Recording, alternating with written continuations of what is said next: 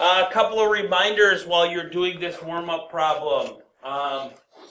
First off, I handed back to you just now your formatives and your quizzes. And fix those right away, or fix the formatives, anything that's formative.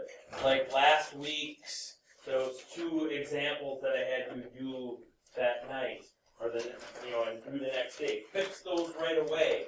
Fix the formatives right away. I circled on part D on both the problems. I circled what you did wrong, so that if I circled graph, you got the graph wrong. If I circled end behavior, you got the end behavior wrong. If I circled asymptote, you got the asymptotal behavior wrong. Okay, so that's how I looked at those. Or intercepts, you got the intercepts wrong. Okay, so yeah. Then so there's that reminder. Fix those. Get those done right away. Don't sit on those. Okay.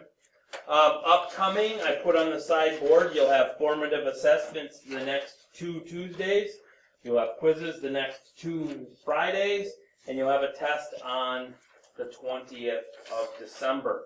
Okay? So the quiz on Friday is going to be similar to the quiz last week Friday. Okay? 2 problems, quick, easy, okay, stuff.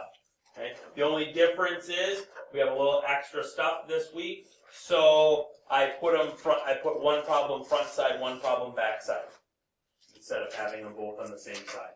So you have plenty of space to work, plenty of space to do whatever it is that you need to do on that one. Okay? Gearing up for the 20th of December, that's going to be a 4-pager.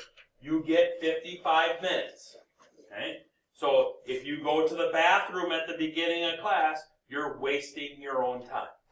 Okay? That's a 4-page test, and it's 4 full pages of stuff. Okay? The only way that you're going to get better and faster at these type of problems is by doing these type of problems. Okay? You should have, in the time that it's taking me to go through the daily reminders, you should have this problem done so that I can start right away. Okay? Okay? You should be able to be done with this problem. This problem you should be able to be done with in 7 minutes. Okay? It's a 7-minute type of problem.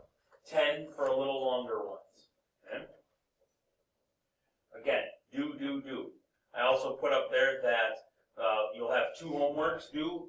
So you have a homework due this Friday, that's the yellow one, and then I haven't decided on what color the second homework packet is going to be yet, but I'll get that to you next Monday. So, okay?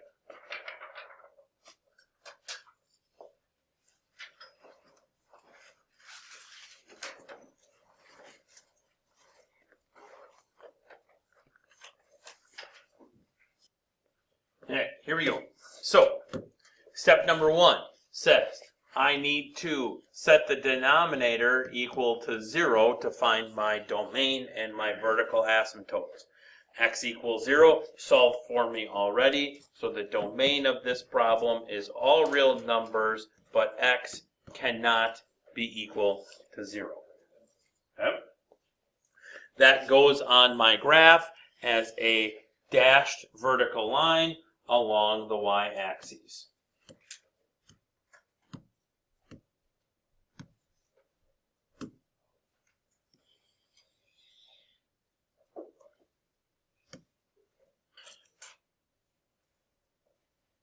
Little foresight, because I have a vertical axis on the along the y-axis, that means I'm not going to have a y-intercept. Okay? I'm not going to get a y-intercept for this particular problem because it's already taken up by the vertical asymptote. Second step. Oops, I forgot to write down my vertical asymptote is x equals 0. Second step now, my horizontal asymptote. The degree of the numerator is 1. The degree of the denominator is 1. Those are the same, so I take the lead coefficients. That gives me a horizontal asymptote of y equals 2. That is a horizontal dashed line to right there.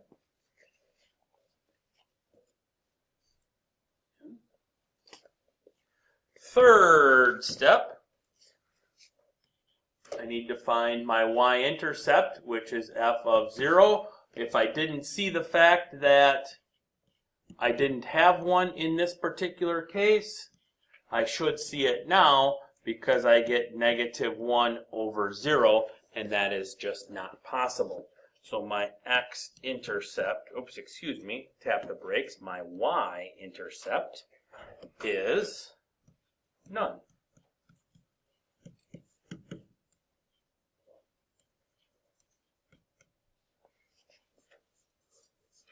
Step number 4 says I need to find my x-intercepts, and I find my x-intercept by setting my numerator equal to 0. Solving for x gives me x equals 1/2, which then that becomes my x-intercept. 1/2, comma, 0.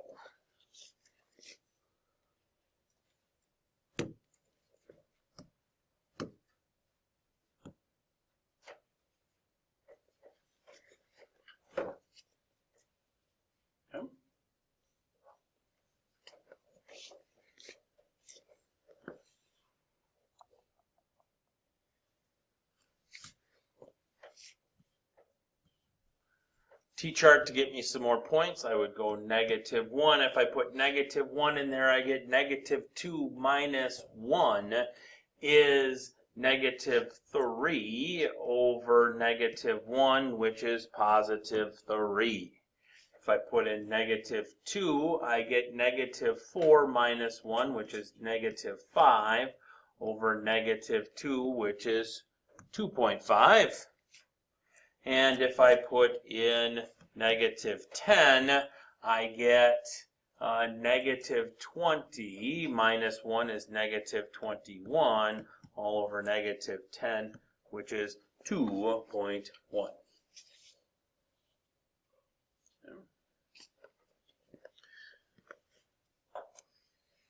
Then I already got 1/2 there, so I can just do, let's do positive 1.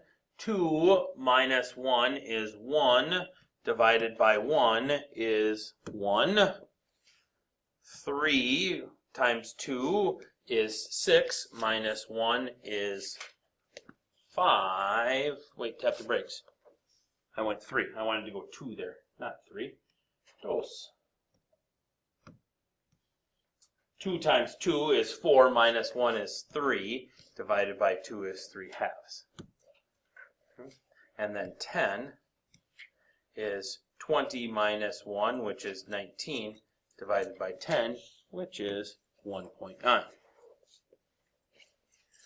Then that is going to give me there and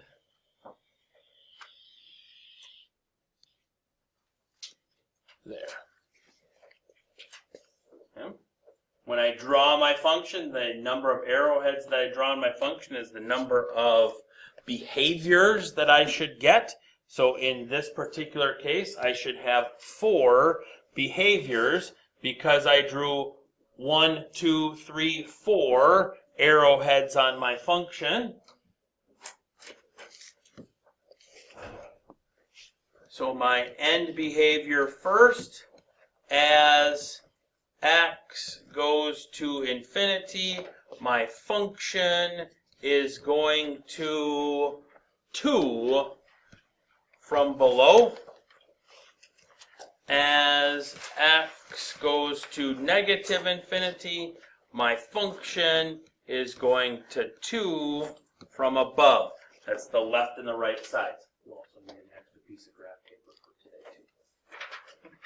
And my asymptotal behavior as x is going to 0 from the left, my function is going to positive infinity.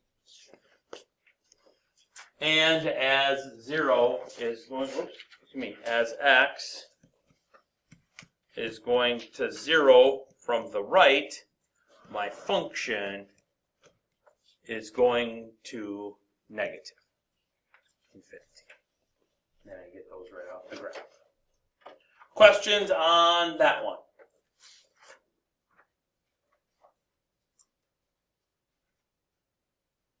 Okay. Fantastic. So let's talk when we have a common factor. For instance, if I had just a regular old fraction of 6 divided by 8, do I like 6 divided by 8? Why not? It's not simplified. How can I simplify it? Divide both top and bottom by 2, right? So I could divide up here by 2, and I can divide down here by 2, and I like 3/4 much better than I like 6/8. Right? Simplifying fractions. Part of what we do. Okay? What about x squared over x to the 5th? Do I like that fraction? Why not? It's not simplified. What can I do? What? Divide both top and bottom by x squared? Okay. If I divide by x squared on both top and bottom, I get 1 over x cubed. And do I like 1 over x cubed more? Yeah, I do. Okay.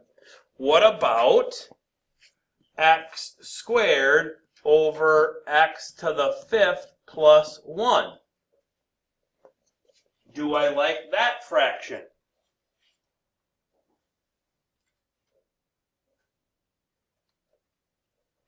Do I like that fraction?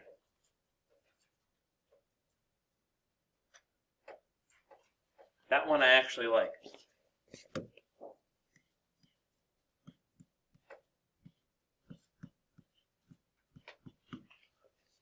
Okay. That plus 1 changes everything. Okay. So that one I actually like. Okay. What about the fraction x minus 1 all over x squared plus 2x minus 3?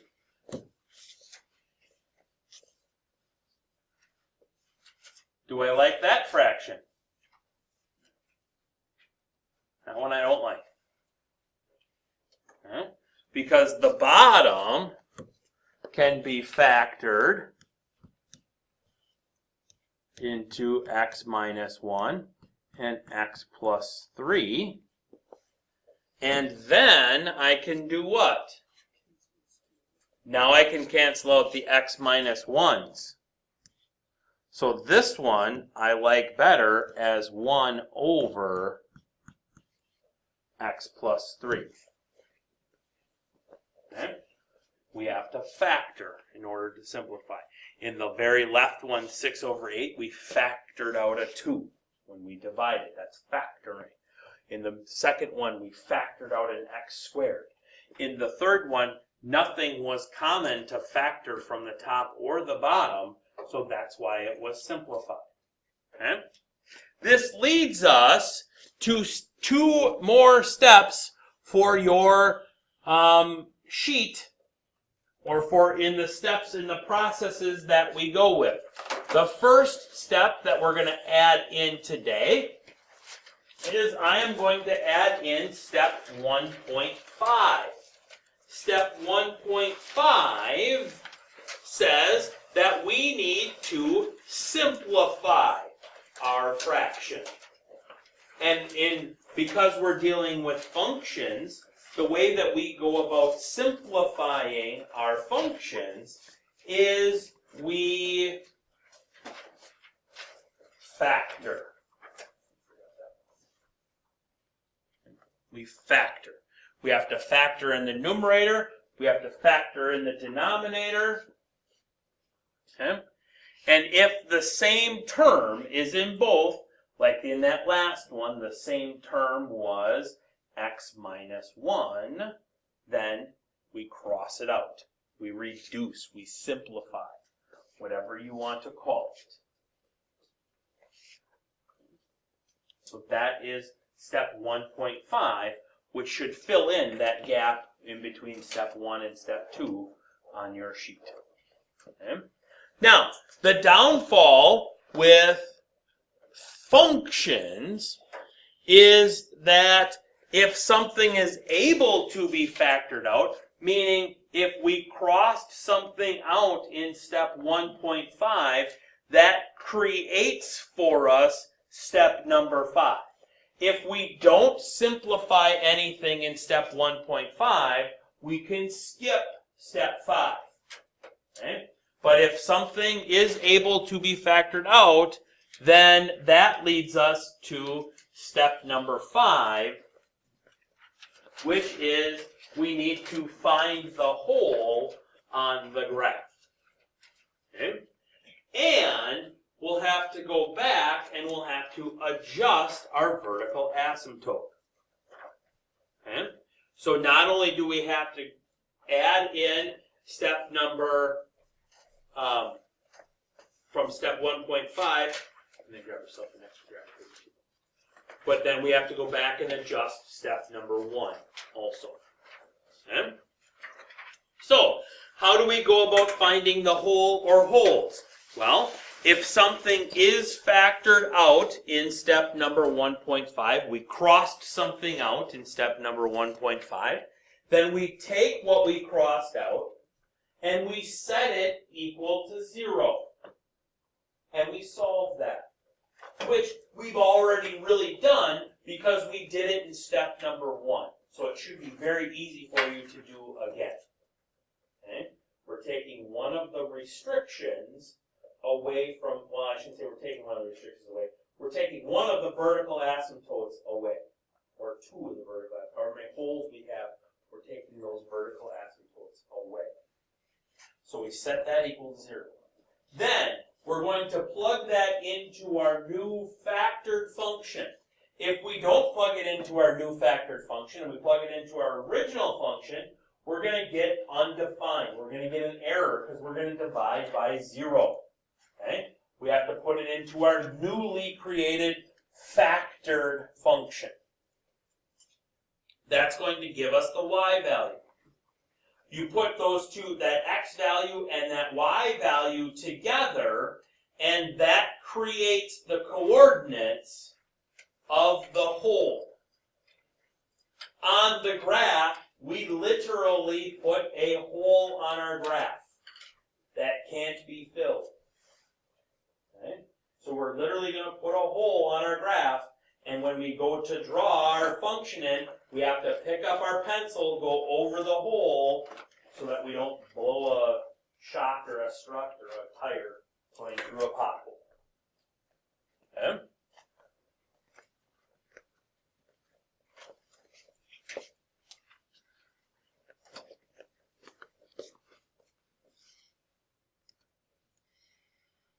Let's do one now. Okay? So now we really have 7 steps that we're working on. Okay? So, step number 1 says, I need to set the denominator equal to 0 to find my domain.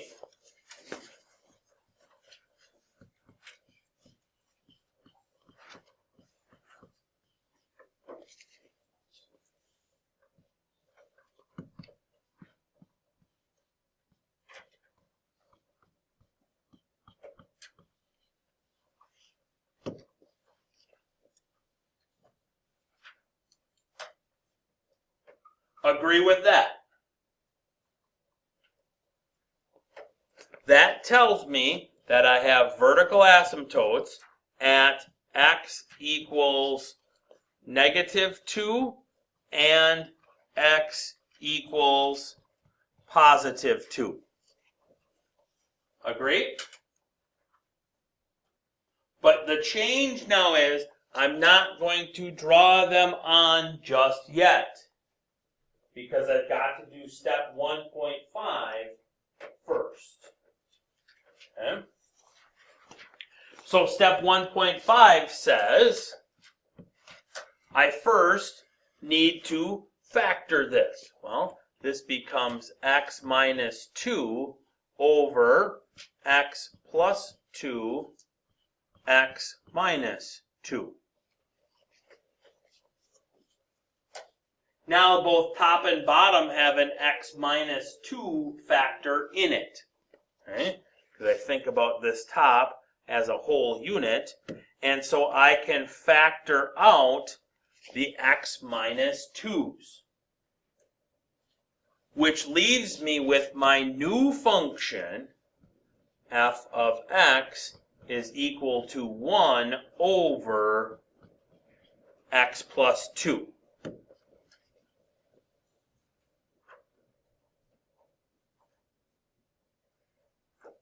That, my new function, only has one vertical asymptote, because the other vertical asymptote from here, I canceled out, I factored out, I reduced my fraction. So that is going to reduce my vertical asymptotes down to just x equals -2. I only have one vertical asymptote in this function. That I can now go put onto my graph.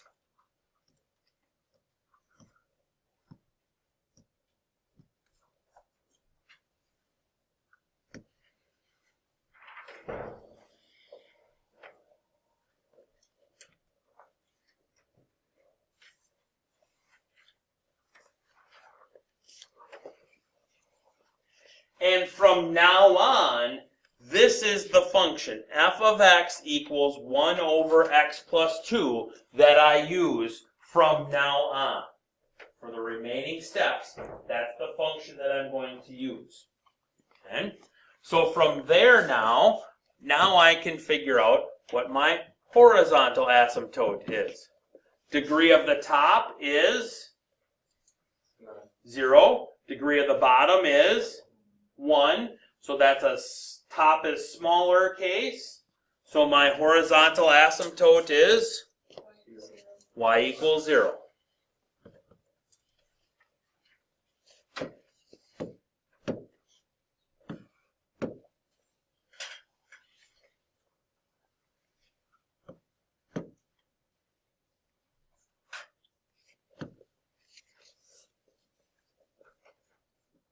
Step number 3 says I need to find f of 0. Well, I'm going to plug it in. 1 over 0 plus 2 is 1/2. So my y-intercept is at the point 0, 1/2.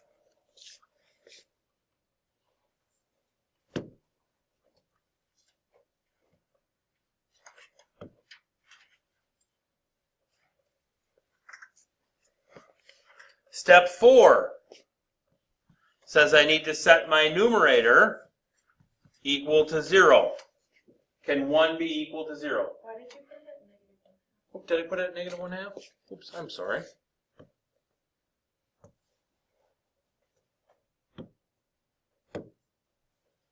Is that better? Yes. Even though the thing's acting up now and won't let me make it a big dot. Huh? Okay. So my x-intercept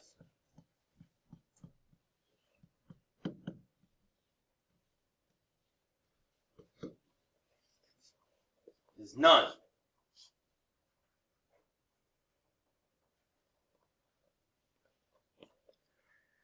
Since I factored something out, that means that I now need to find the whole. So step number 5 says I factored out x minus 2, which I set that equal to 0, and I get x equals 2.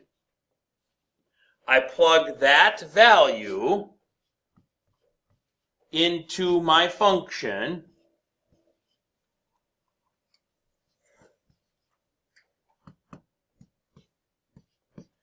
and I get 1/4. So the whole of my graph is at the point 2,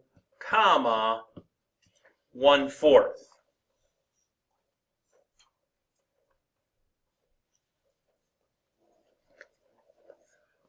On my graph, I go to the point 2, 1/4,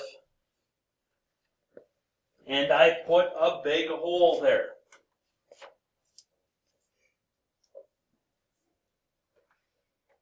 Now, that hole is protected. Nothing can fill it.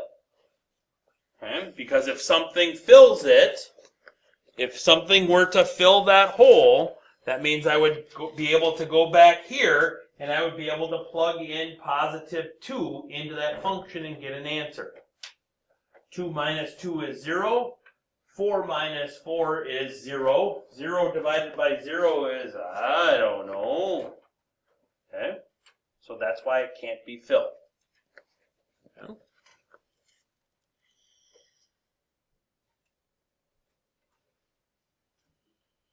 And then lastly, we do step 7. Step 7 is we get more points. Okay? So I already have 2 points on the right zone of my graph. So I probably really only need to do over here +1.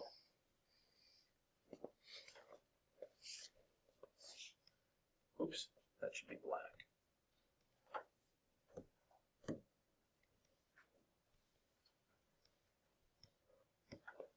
And we'll do 10 also. Okay? So +1 gets me at, and my function was again 1/x plus 2.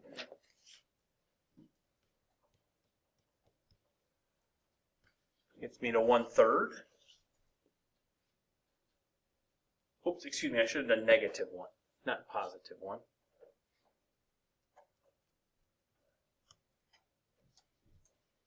I'm like, why is it so small? -1 gets me 1/1, which is 1. +10 gets me 1/12, which is really small. Bless you, bless you. So we got there, and we've got there. Okay. Then we've got -3. Gets me 1/-1. -4 gets me 1/-2. And -10 gets me 1/-8. Antonio, is this looking at your bedroom? No. Okay, I didn't think so. Then you should probably sit up, wake up, and make sure you got this one done. So we've got there. Now we just need to fill in our graph.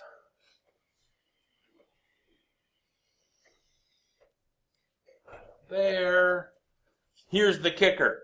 So my function's going to come in along here.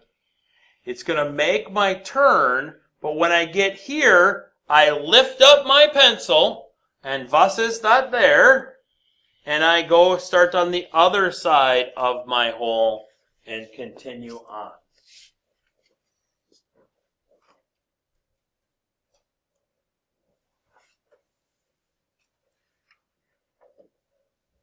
Then again, if this question asks, what about end behavior? What about asymptotal behavior? I could give that. This particular question did not. It just said graph.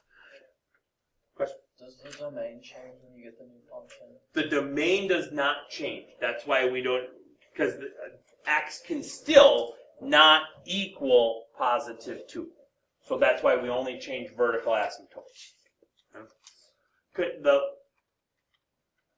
For years, I've debated, well, let's make this step 0, simplify the function right away. But if I simplify right away, we lose something in our domain. So that's why I put it at 1.5 still. Okay?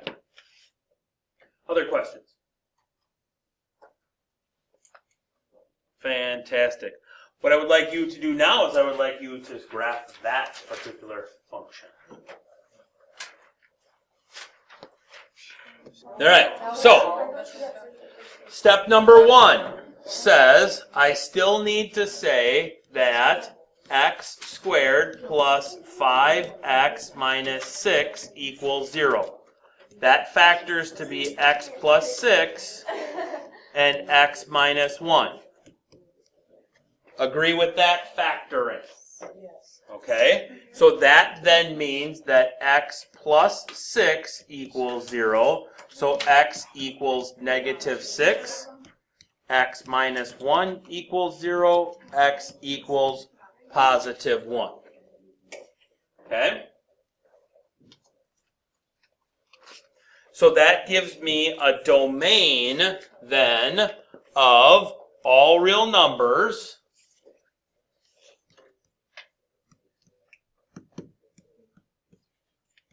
but x cannot be negative 6 or positive 1. Now, I go to step 1.5. Step 1.5 says this is equal to x plus 6 over, I already factored it right here in blue, so that's going to be x plus 6 and x minus 1. The x plus 6's each cancel each other out. So that leaves me with my new function of 1 over x minus 1. From that function, I have only one vertical asymptote, and that is x equals 1. From that function, I have a horizontal asymptote of y equals 0. Degree of the top is 0, degree of the bottom is 1. Smaller on top, y equals 0. From that function,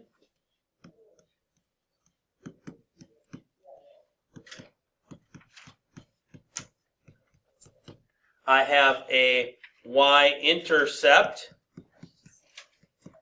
of 0, negative 1. From that function, I have an x-intercept of none, because 1 can't equal 0.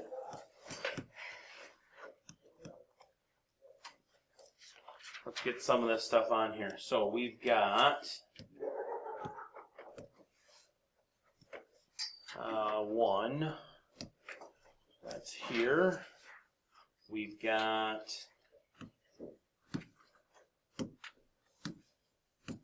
0. That's there. We've got negative 1. That's there. We've got none there, so we're all good there. Okay. All right. So then we just need to, oh, nope, we got a hole, don't we? Yep. So we've got step number 5. Oops, that's this one. Which is the hole. Because I factored out my x plus 6, I set that equal to 0, and that gives me x equals negative 6. Then I put negative 6 into my function, and I get negative 1/7. So my hole is at negative 6, comma, negative 1/7.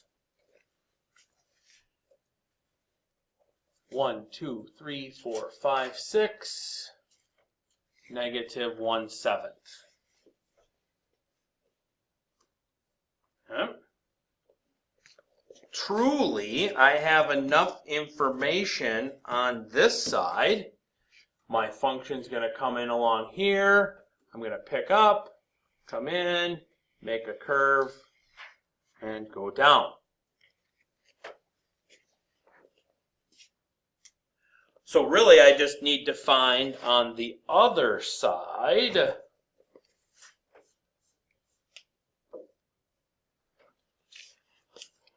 some points. My function again was 1 over x minus 1. So 2 is going to be 1 over 1. 3 is going to be 1 over 2. 10 is going to be 1 over 9. So 1, 1/2, and 1/9. 1, 1/2, 1/9.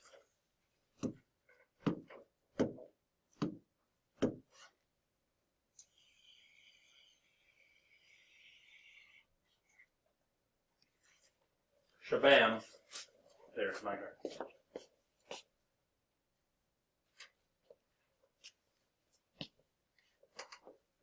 Questions on it? Yes, ma'am. Am I going to tell you if there's a hole or not? You're gonna have to find that. Yep. Yep. Just like on so like on the last quiz, I'll have a spot for it, but I'm not going to tell you if there is one or not in there. Yeah. And so if there isn't one, then you would write none. Yep. Yep. Okay. That's all I got for you today.